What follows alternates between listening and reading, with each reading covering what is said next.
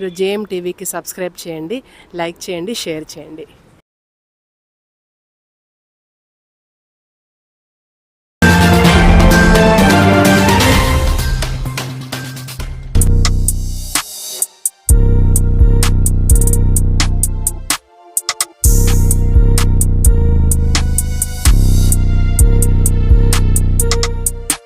చంద్రబాబు నాయుడు గారు ముఖ్యమంత్రి అయిన తర్వాత నిన్నటి దినం ఇసుక పాలసీ మీద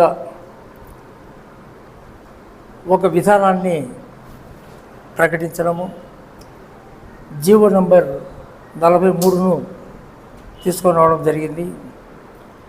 అంతకుముందు ఇసుక విధానంలో ఏ విధంగా జరుగుతుందో, ఎన్ని బ్రతుకులు చిత్రమైనాయో, ఎన్ని జీవితాలు నాశనమైనాయో మనకందరికీ తెలుసు. ఇసుక అనేటువంటి దాన్ని అంతకుముందు 2 కంపెనీలకు ఇచ్చి, ఆ కంపెనీల ఆధ్వర్యంలో ఇసుకను పెద్ద పెద్ద ఇసుక డబ్బులు తయారు చేయడము, అక్రమ రవాణా ఇక్కడ నుంచి బెంగళూరుకు, హైదరాబాదుకు, మద్రాసుకు ఎక్కడెక్కడో పోతడం కూడా జరిగింది. వాటి ద్వారా భవన కార్మికులు ఎవరైతే ఉన్నారో వాళ్ళు చాలా ఇబ్బంది పడడము, చిన్న చిన్న ట్రాక్టర్ తీసుకునే వాళ్ళు, ట్రాక్టర్ ద్వారా ఇసుక తీసుకునే వాళ్ళు చాలా ఇబ్బంది పడడము, ఒక్కొక్క దాన్ని ఒక్కొక్క టిప్పర్ విలువ 8,000, 10,000 రూపాయల పైన కూడా పలకడం జరిగింది. ఆనాడు జగన్మోహన్ రెడ్డి ముఖ్యమంత్రిగా ఉన్నటువంటి కాలంలో కూడా చంద్రబాబు నాయుడు ప్రతిపక్ష నాయకుడిగా ఉన్నప్పుడు ఒక మాట చెప్పడం జరిగింది. మేము వచ్చిన తర్వాత తప్పనిసరిగా ఒక 100 రోజుల లోపలనే ఇసుక పాలసీ మీద ఒక నిర్ణయం తీసుకుంటాం. ఏదైతే ప్రజలకు ఇబ్బందికరంగా ఉందో ఆ ఇబ్బందులను తొలగేటువంటి విధంగా ఉచితంగానే ఇసుకను సప్లై చేస్తామని కూడా చెప్పడం జరిగింది అన్నమాట. చెప్పిన మాట ప్రకారంగా దాదాపుగా ఒక 1 నెల రోజులు కూడా కానీ ఇంకా ప్రభుత్వం వచ్చి, అయినా కూడా ప్రజల కోసము ఎవరైతే భవనాలు నిర్మించుకుంటా ఉన్నారో వాళ్ళకు ఇబ్బంది కలగకూడదు అనేటువంటి ఒక అభిప్రాయంతో ఒక పాలసీని తీసుకుని రావడము, ఇది కూడా ఇంటీరియర్ పాలసీ. దీని మీద మళ్ళీ ఒక ఎంక్వైరీ వేసి దాని మీద పూర్తి స్థాయిలో సమగ్రమైనటువంటి ఒక పాలసీ తీసుకొని వస్తామని కూడా చెప్పడం జరిగింది. సో ఈ పాలసీ ప్రకారంగా ఉన్నటువంటి 2 కంపెనీలు 43 జీవో ప్రకారంగా ఎవరైతే ఇంతకుముందు 2 కంపెనీలు ఉన్నాయి, జీసీకేసీ అనేటువంటి ఒక సంస్థ, ఇంకొక సంస్థ వచ్చేసి వాళ్ళ ఆధీనంలో ఉన్నాయి. ఆ విధంగా ఉన్నటువంటివి 2019, 2021లో ఏ విధంగా అయితే జగన్మోహన్ రెడ్డి గారు పాలసీ తీసుకున్నారో అటువంటి పాలసీలు అన్నీ కూడా ఈ 43 జీవో ద్వారా రద్దు కావడం జరిగిందన్నమాట. సో వీటి ద్వారా ప్రజలకు వచ్చేటువంటి ఒక బెనిఫిట్ ఏమిటంటే, ఎవరికైనా కూడా ఉచితంగానే ఇసుక సప్లై చేస్తామని చెప్పిన మాట ప్రకారంగా చంద్రబాబు నాయుడు గారు ఇసుక సప్లైని ఊరికనే ఫ్రీగా తీసుకొని రావడం జరిగింది. మరి ఫ్రీగా తీసుకొని వస్తున్నారు కాబట్టి కేవలం వచ్చేసి ఆ జిఎస్టీ విలువ ఎంత ఉంటుందో, అదే సీనరీ ఛార్జెస్ ఎంత ఉంటుందో, కేవలం రవాణా ఛార్జ్ ఎంత ఉంటుందో అది మాత్రమే పే చేస్తే చాలు అని చెప్పేసి కూడా చెప్పడం జరిగింది.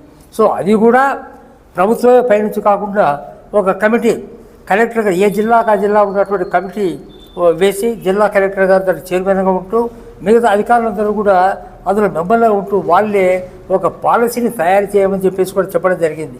సో ఇది టెంపరీగా జరుగుతుంది.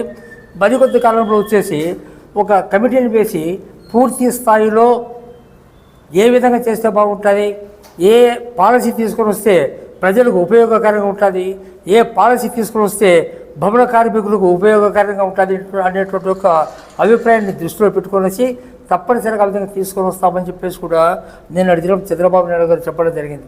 సో చెప్పిన మాట ప్రకారంగా ఇదే కాకుండా ఏ మాట అయితే చెప్పిన అనేక రకాలుగా వాగ్దానాలు చేయడం జరిగింది. అనేక రకాలుగా వాగ్దానాలు చేసేటువంటి వాటిని కూడా విత్ ఇన్ ద షార్ట్ పీరియడ్లోనే ఏమైతే మనం చెప్పినామో అవన్నీ కూడా తప్పనిసరిగా నెరవేర్చేటువంటి ఒక బాధ్యత ఈ ప్రభుత్వము, అంటే చంద్రబాబు నాయుడు గారి యొక్క అధీనంలో ఉన్నటువంటి ప్రభుత్వం వచ్చేసి తప్పనిసరిగా తీసుకోబోతారని చెప్పేసి కూడా మీ ద్వారా అందరికీ తెలియజేస్తున్నాం. Thank you. ఇప్పుడు ఉన్నటువంటి పాలసీ పోయింది, వెళ్ళిపోయింది. అయితే పాత పాలసీలు ఉన్నాయి, అవన్నీ పోయినాయి. బట్ ఇప్పుడు వచ్చే నిన్నటితో అమలు అయ్యేటువంటి పాలసీ ఏమిటంటే జిల్లా కలెక్టర్ చైర్మన్గా ఉంటాడు, మిగతా అధికారులు మైనింగ్ శాఖ ఉంది, జేసీలు ఉన్నారు, వీళ్ళందరూ ఉన్నారు. సో వాళ్ళందరూ కమిటీ మెంబర్లుగా ఉండి ఎంత రేటు ఫిక్స్ చేయాలా అనేటువంటిది కూడా ఆ కమిటీ తీర్మానం చేస్తుంది. పై నుంచి ప్రభుత్వం చేయదు, అదేవిధంగా చంద్రబాబు నాయుడు చేయడంలే. ఇక్కడ లోకల్గా ఉన్నటువంటి కమిటీనే ఫిక్స్ చేసి దాన్ని ఆ రేటు చెల్లిస్తే చాలు, తప్పకుండా ఇసుక తీసుకుపోయేటువంటి అవకాశం అయితే ఉందన్నమాట.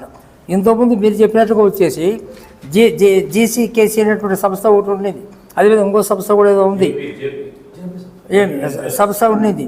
ఆ సంస్థ ద్వారా వచ్చేసి ఎక్కువ రేటుకి అమ్ముతూ ఉన్నారు. సో మనం కూడా చూసినాం, ఒక్కో టిప్పర్ 10,000 రూపాయలు, 15,000, 20,000 కూడా పోయే సందర్భాలు చాలా చూసినాం అన్నమాట మనం. కానీ అటువంటి పాలసీ అంతా కూడా రద్దు అయిపోయింది. కొత్త పాలసీ నుంచి స్టార్ట్ అయింది. తప్పనిసరిగా ఎవరికైతే అవసరం ఉందో వాళ్ళు, అది కూడా ఆన్లైన్, క్యాష్ పేమెంట్ కాదు, డిజిటల్ పేమెంట్ ద్వారా వచ్చేసి డబ్బు పే చేయాలా, అక్కడి నుంచి రిసీట్ వచ్చేస్తానే సరుకు తీసుకోవాల్సిన అవసరం అయితే ఉంది. సో ఆ పాలసీలో ఇప్పుడు నిన్న నుంచి జరగబోతుంది.